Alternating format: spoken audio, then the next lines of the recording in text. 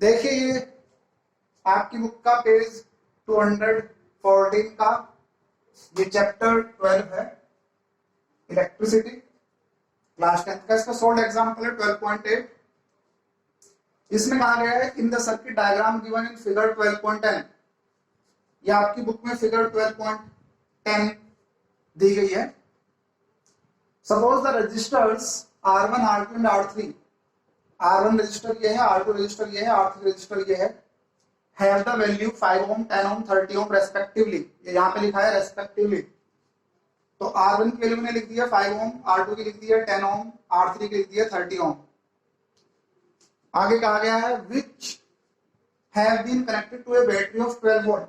यहाँ पे बैटरी का पोटेंशियल डिफरेंस दिखा दिया गया है 12 वोल्ट। अब क्वेश्चन के पहले पार्ट में कहा गया है calculate the current through each resistor. हमें यहाँ पे ये जो 3 रजिस्टर्स हैं इन रजिस्टर से करंट फाइंड करना है।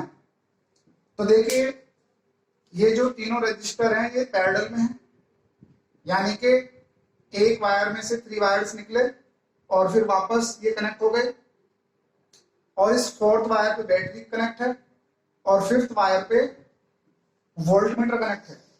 यानी कि यहाँ पे ये 2 नोड है। नोड मैंने आपको बता दिया था कि जब एक वायर में से कुछ वायर निकलते हैं तो उसको हम क्या बोलते हैं, नोड बोलते हैं, जंक्शन बोलते हैं। तो आप ये कह सकते हैं इस एक वायर में से यहाँ पे 4 वायर्स निकले हुए हैं।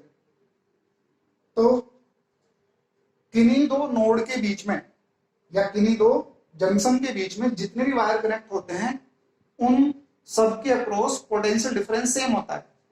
यानी कि यहाँ पे इस वाले वायर में, इसमें, इसमें, इसमें और इसमें, इन चारों वायर में पोटेंशियल डिफरेंस सेम है। इसी वजह से जो वोल्टमीटर होता है पैरेलल में लगाया जाता है। यानी कि जिन 2 पॉइंटों के क्रॉस आपको पोटेंशियल डिफरेंस निकालना होता है उनके क्रॉस हम वोल्टमीटर कनेक्ट कर देते हैं। तो क्योंकि इस वाले वायर में बैटरी कनेक्ट है 12 वोल्ट की, तो अगर इस वाले वायर में पोटेंशियल डिफरेंस 12 वोल्ट है तो इसमें भी 12 वोल्ट है, इसमें भी 12 वोल्ट है, इसमें भी 12 वोल्ट है और इसमें भी 12 वोल्ट है। यानी कि अगर आप इस वाले वायर के क्रॉस करंट निकालना चाहते हैं, सपोज I1 फाइंड करना चाहते हैं, तो ओम्स लॉ के अकॉर्डिंग आप कह सकते हैं I1 की वैल्यू V/R1 हो जाएगी। V इक्वल टू IR होता है तो I इक्वल टू V/R हो जाएगा। और V की वैल्यू मैं आपको क्या कह रहा हूं कि यहाँ पर 12 होगी, R1 की वैल्यू कितनी है 5, इसको आप डिवाइड कीजिए, आ जाएगा 2.4 एम्पियर।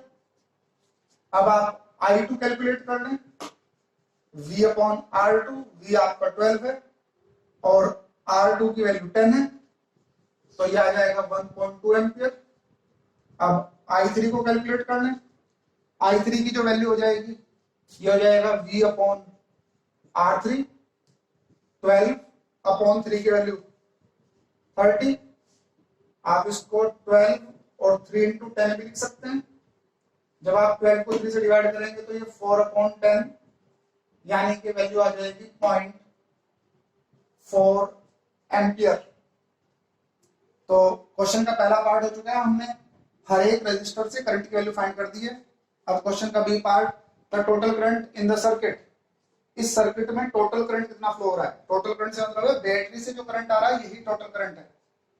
तो हमें I फाइंड करना है। क्वेश्चन के बी पार्ट में हमें फाइंड करना है I। अब देखिए मैं आपको कह रहा हूं कि इधर से वायर में से ये 3 वायर्स निकले हैं, हालांकि 4 वायर्स निकले हैं, लेकिन जो वोल्टमीटर होता है उसका रेजिस्टेंस बहुत ही ज्यादा होता है।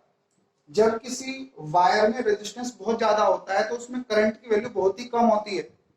यानी कि इस वाली ब्रांच में, इस वाले वायर में, हम यहाँ पे ब्रांच बोलते हैं वायर को, इस वाले वायर में जो करंट है वो नेग्लिजिबल है, तो उसको तो मैं काउंट नहीं करूंगा, उसको तो मैंने 0 कर दिया है।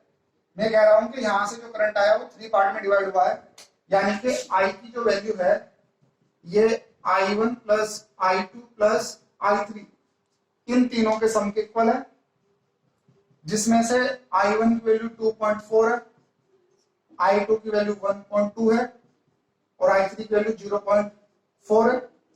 इन सब का सम कर लीजिए, 6, 4, 10, ये तो 0 आ चुका है, पॉइंट लगा दिया हमने, 1, 3, 4, यानी कि आंसर हुआ आपका 4 एम्पियर।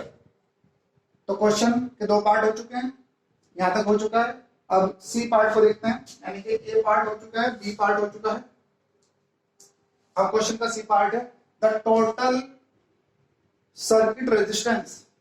देखिए सर्किट ये है, मतलब पूरा ही है, इसमें जो रेजिस्टेंस लगे हैं वो 3 रेजिस्टेंस लगे हैं पैरेलल में, और पैरेलल में जो रेजिस्टेंस होता है उसका फॉर्मूला आप जानते हैं, 1/RP की वैल्यू होती है 1/R1 plus 1/R2 plus 1/R3।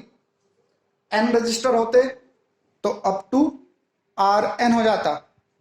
अब आप इनकी वैल्यूज को अगर पुट करेंगे तो ये 1/R1 की वैल्यू 5 प्लस R2 की वैल्यू 10, 1/10 प्लस R3 की वैल्यू 1/30।